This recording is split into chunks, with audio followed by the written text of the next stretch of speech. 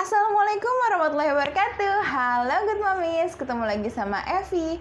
Di video ini kita mau ngomongin tentang generasi alpha dan apa yang kita harus lakukan sebagai orang tua dari generasi ini.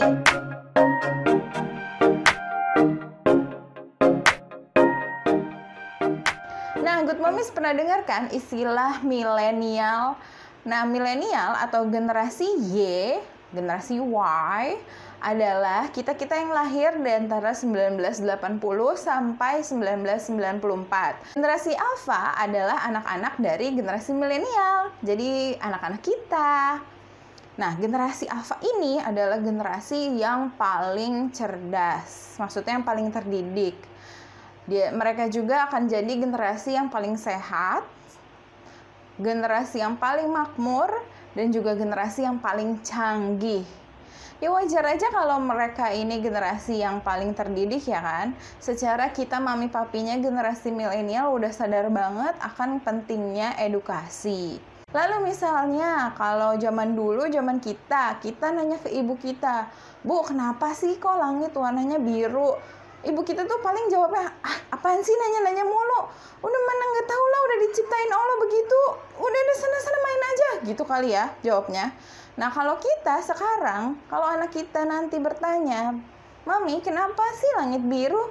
Kita bisa jawab, Mami juga nggak tahu, tapi yuk kita cari tahu bareng, yuk kita googling bareng. Anak-anak generation alpha ini akan lebih banyak belajar melalui media audiovisual. Mereka banyak belajar lewat games edukatif. Jadi jelas banget kalau teknologi akan mempengaruhi generasi alpha, baik secara positif maupun negatif. Nah, sebagai orang tua dari generasi yang super canggih ini, kita mesti paham tentang efek negatifnya supaya kita bisa hindari dan jangan sampai terkena ke anak kita. Efek negatif apa yang saya maksud? Misalnya seperti child predator, orang-orang yang suka ngajak ketemuan anak kecil untuk dimacem-macemin itu, serem dah.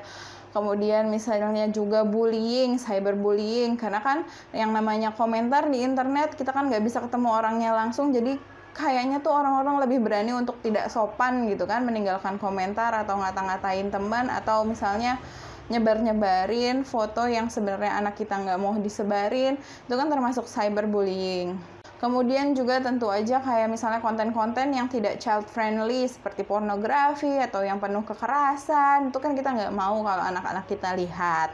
Lalu bagaimana cara agar kita bisa melindungi anak-anak kita ini? Pertama adalah dengan mengawasi, memantengin aktivitas online anak.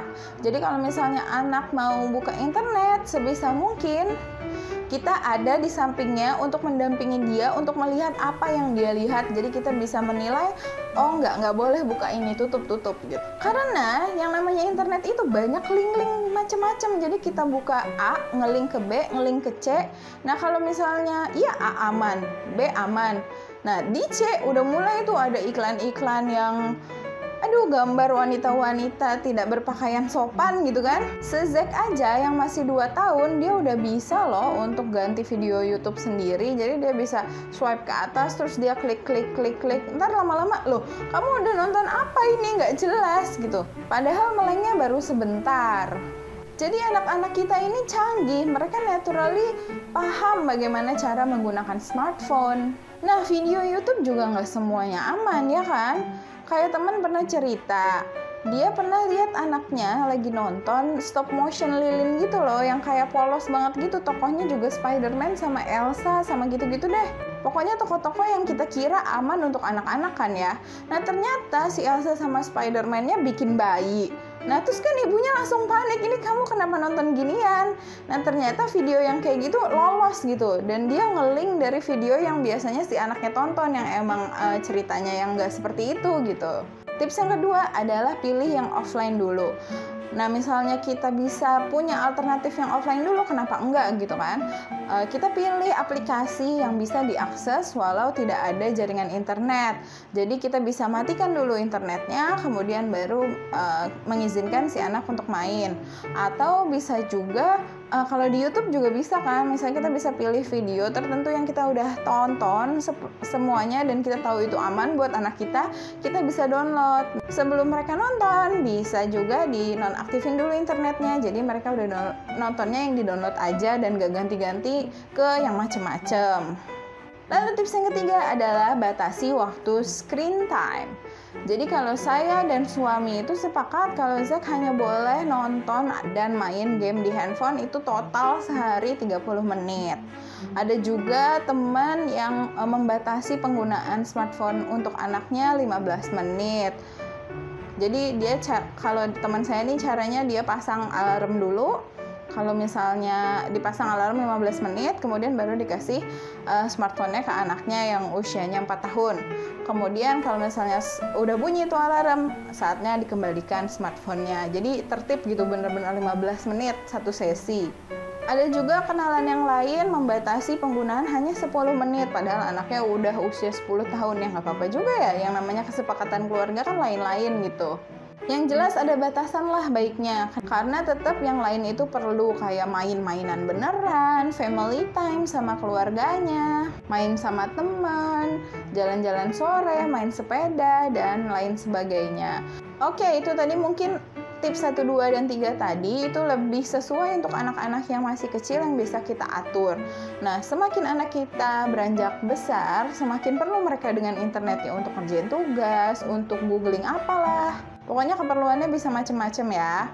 Dan sebelum kita ngasih gadgetnya, kita harus memastikan kalau parental control itu sudah nyala. Apa itu parental control? Jadi kalau misalnya di Google Chrome, kita bisa setting tuh.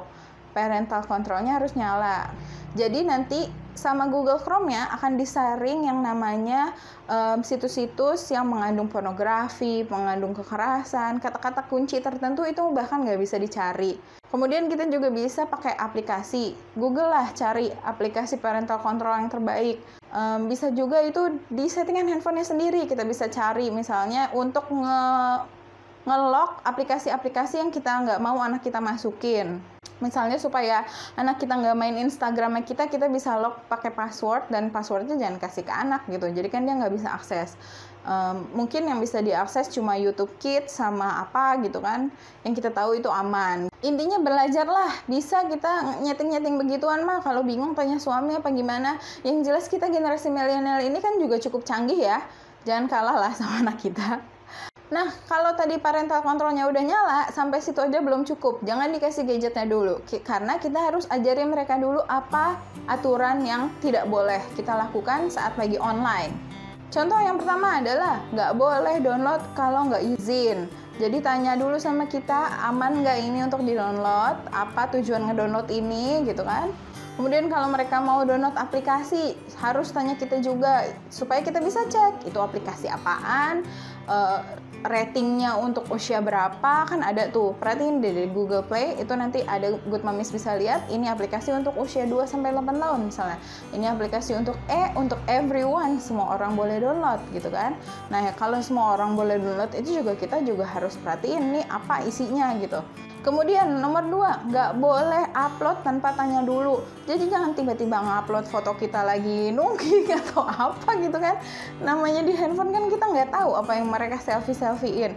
Nanti mereka lagi centil-centilan atau gimana. Jadi kalau mau upload, tanya dulu. Upload video, upload foto, tanya dulu. By the way, ini saya ngomongin untuk anak-anak ya. Kalau mereka udah remaja ya tentu udah lain lagi aturannya ya kan. Nah yang ketiga misalnya nggak boleh ngasih nama lengkap, nggak boleh ngasih alamat, nggak boleh ngasih sekolah di mana. Pokoknya informasi-informasi itu harus dirahasiakan di online. Di online itu kan kalau kita mau daftar sesuatu di aplikasi kita bisa pakai username kan. Username itu kan nggak harus nama asli kita kan. Pakailah username apa gitu yang bukan nama asli. Kenapa? Ini untuk menghindari child predator yang serem-serem tadi itu, supaya mereka nggak bisa melacak di mana anak kita tinggal dan lain-lain. Aduh, ngeri lah. Kemudian yang nggak boleh lagi adalah nggak boleh share password. Jadi password itu adalah rahasia. Ajarin ke mereka kalau itu cuma kamu dan mami yang boleh tahu. Jangan kasih tahu bahkan ke teman dekat kamu, itu nggak boleh kasih tahu gitu. Supaya ya biar aman ya nggak. Yang nggak boleh tadi ini harus udah jelas banget di otak mereka harus udah ngerti banget sebelum kita minjemin laptop kita atau smartphone kita untuk dia pakai online sendiri gitu ya. Kemudian saya lupa udah nomor berapa, adalah untuk mengingatkan selalu ke anak kita kalau apa yang kita posting itu bisa ada di sana selamanya. Dan ini juga reminder buat kita sih supaya nggak posting yang aneh-aneh tentang anak kita.